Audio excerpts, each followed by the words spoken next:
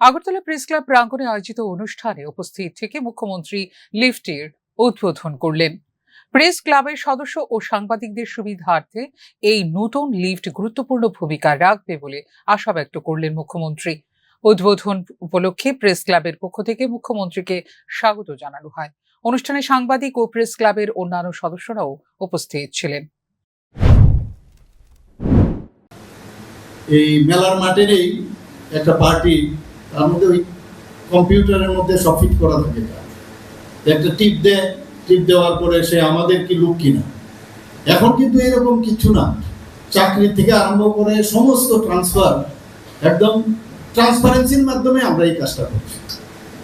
কারণ এটা এই যে বিষয়টা ছিল, কোন এক সময় এগুলো ছিল এটা, কিন্তু এগুলো নষ্ট হয়ে গেছে এই কালচারটা হওয়ার কারণে এক একটা গ্রুপ তার সুযোগ নেয়। তো এই সুযোগের কারণে নিজেদেরও সমস্যা হয় এবং যারা সরকারে বসে তাদেরও অসুবিধার সৃষ্টি হয়। এর থেকে বেরোতে হবে। প্লিজ, আমি আপনাদের কাছে একটা অনুরোধ আজকে রাখবো, লিফট তো লাগালাম, আপনাদেরকে লিফট করলাম।